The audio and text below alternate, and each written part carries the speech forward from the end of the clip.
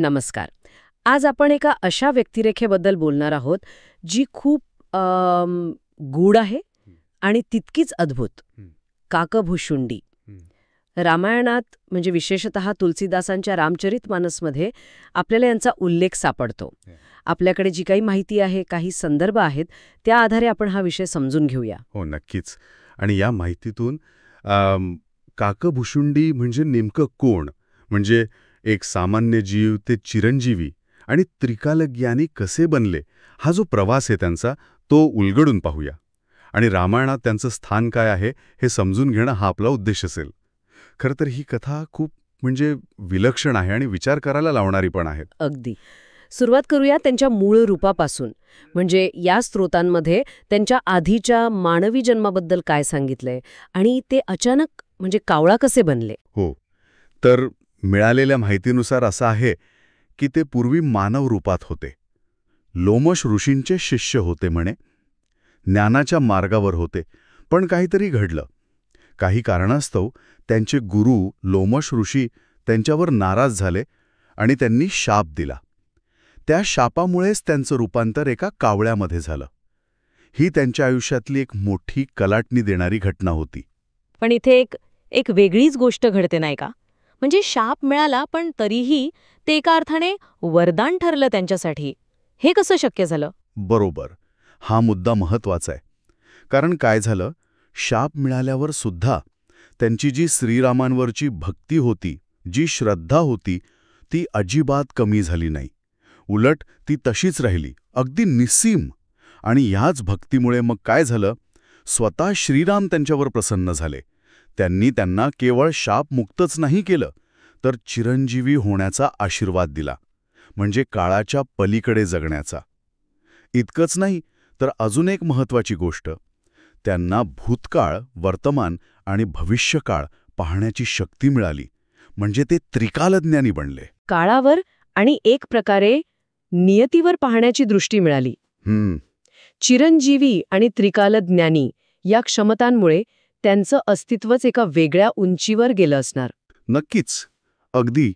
आणि म्हणूनच ते केवळ एक भक्त म्हणून नाही, तर एक कालातीत साक्षीदार म्हणून महत्त्वाचे ठरतात. त्यांना घटना घडण्यापूर्वी, घडताना आणि घडल्यानंतरही पाहता येत होत्या. आणि चिरंजीवी असल्यामुळे असं मानलं जातं की ते सत्ययुगाच्या अंतापर्यंत असणार आहेत. आणि सगळ्यात जास्त चक्रावून टाकणारी गोष्ट म्हणजे, जी या माहितीतून आपल्याला कळते, त्यांनी तब्बल 11 वेळा रामायण घडताना पाहिले आणि 16 वेळा महाभारत. याचा अर्थ काय घ्यायचा?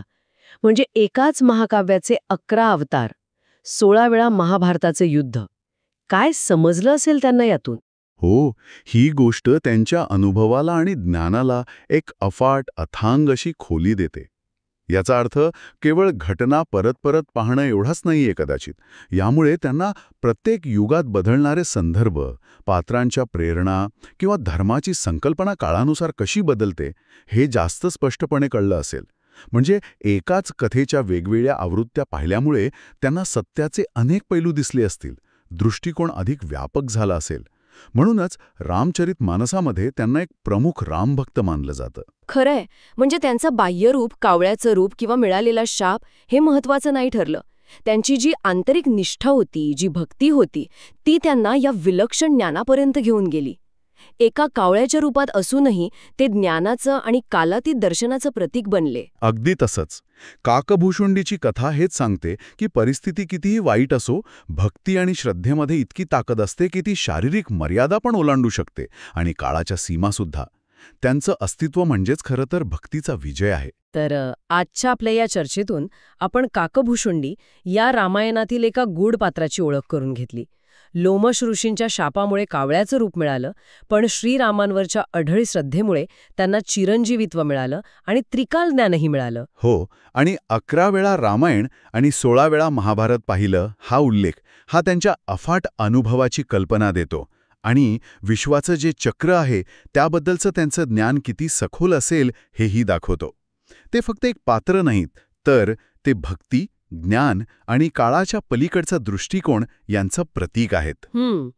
या सगळ्या माहितीनंतर एक विचार मनात येतोच. काकभूषुंडींसारखं जर आपल्याला आपल्या आयुष्यातल्या महत्त्वाच्या घटना किंवा प्रसंग पुन्हा पुन्हा बघता आले तर वेगवेगळ्या काळातून, वेगवेगळ्या अनुभवांच्या चष्म्यातून, तर आपल्या आकलनावर त्याचा काय परिणाम होईल? एकाच अनुभवाकडे परत परत पाहिल्याने त्याचा अर्थ आपल्यासाठी जास्त खोलवरचा होईल की बदलेल, यावर विचार करायला नक्कीच वाव आहे.